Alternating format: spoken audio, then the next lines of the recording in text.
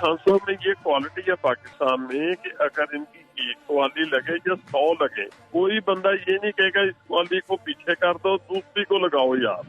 ان کی آواز لوگ سنتے تھے جو بھی وہ گاتے تھے. بچپن میں ہی میرے ماں باپ نے وہاں چھوڑ دیا. وہی میرے باپ تھے، وہی میرے دادا تھے، وہی میرے رہبر. سن 60 کی دہائی کے آخر میں پنجاب کے شہر فیصل آباد میں ایک قوال گھرانے سے تعلق رکھنے والے کم عمر نوجوان نے صوفی بزرگ سائیں محمد بخش المعروف بابا لسوڑی شاہ کے دربار پر نعتیہ کلام پڑھنے اور عارفانہ کلام میں قوالی کرنے سے اپنے فنی سفر کا آغاز کیا، اور وقت کے پہیے نے اسے دنیا موسیقی میں شہنشاہ قوال کا خطاب دلوا دیا. یہ کم عمر لڑکا اپنے سروں کی پختگی اور لے کی اٹھان میں اتنی مہارت رکھتا تھا کہ اسے سننے والے اس کے سحر میں کھو جاتے.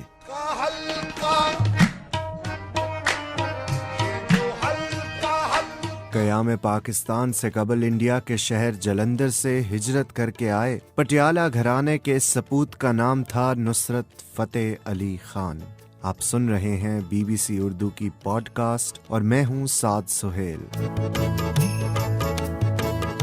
نصرت فتح علی خان اس دور کے معروف قوال استاد فتح علی خان کے فرزند تھے. نصرت فتح علی خان نے بچپن ہی سے موسیقی کو اپنا جنون بنا لیا تھا اور صرف 10 برس کی عمر میں ہی وہ طبلہ بجانے پر کمال مہارت حاصل کر چکے تھے. 60 کی دہائی کے شروع میں ہی اپنے والد استاد فتح علی خان کی وفات کے بعد انہوں نے قوالی کی باقاعدہ تربیت اپنے چچا استاد مبارک علی خان اور استاد سلامت علی خان سے لینا شروع کی، اور 70 کی دہائی میں استاد مبارک علی خان کے انتقال کے بعد اپنے قوال گھرانے کی سربراہی کی.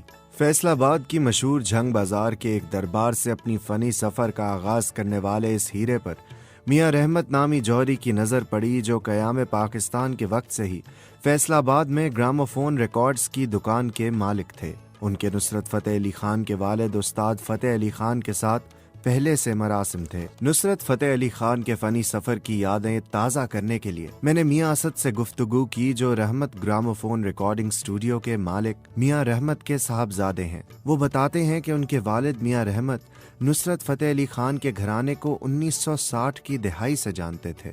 نصرت فتح علی خان صاحب ہے، یہ ان کے پاس ہی گھر کے پاس کے دربار شریف تھا. لسوڑی شاہ صاحب کا بزرگ تھے کوئی. خیر وہ ابو سے ملاقات ہوگی ان کی تو ان کو لے آئے پھر ادھر اپنے ادارے میں، یہاں پہ آگے ان کی ریکارڈنگ شروع کر دی. تو بس دن بہ دن پھر وہ اوپر جاتے گئے. تو غزل میں ان کی پہلے سن چرکے تھی مٹی مٹی کوک تھی.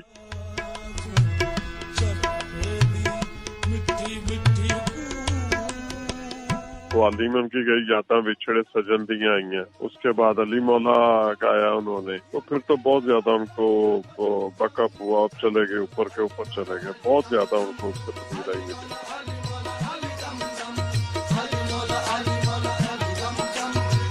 میاں اسد کے مطابق استاد نصرت فتح علی خان نے قوالی سے قبل طبلہ بجانے کی تربیت حاصل کی تھی اور وہ بہت مہارت کے ساتھ طبلہ بجاتے تھے. خان صاحب اصل میں شروع سے ہی اچھا گاتے تھے، یہ یعنی بچپن سے ہی اچھا گاتے تھے. بلکہ ایک دفعہ میں نے ان کا ایک چھوٹا سا بچپن کا واقعہ بھی سنا ہوا ہے ان کی زبانی اپنی خان صاحب کی، کہ کئی جگہ پہ نا کوئی پروگرام تھا تو وہاں پہ نا وہ ڈھولک بجانے والا نہیں تھا. تو خان صاحب بچے تھے چھوٹے، ان کے والد صاحب نے کہا آپ بجاؤ. تو انہوں نے اتنا اچھا وہاں پہ وہ طبلہ بجایا کہ وہ جو دوسرا سنگر تھا گانے والا اس کے بھی ہاتھ پاؤں بھول گئے تھے. یعنی خان صاحب بچپن سے ہی ان میں تھی ایسی اسکلز تھے ان میں. ایسے ہی ایک اور شخص الیاس حسین ہیں، جو نصرت فتح علی خان کی جوانی سے ان کے شاگرد اور ان کی قوال پارٹی میں بطور پرومپٹ خدمات انجام دیتے آئے ہیں. واضح رہے کہ پرومپٹ وہ شخص ہوتا ہے جو کسی شو یا ریکارڈنگ کے دوران مرکزی قوال کے پیچھے بیٹھے کلام یا غزلوں کی کتاب تھامے قوال کو اگلے مصرے یاد کرواتا یا بتاتا ہے. 58 سالہ الیاس حسین نے ان کی یادوں کا تذکرہ کرتے ہوئے کہا، ہمارے بزرگ بھی ان کو بزرگوں کے شاگرد تھے. میرا بابا جی ان کے بابا جی کا شاگرد تھا. میرے والد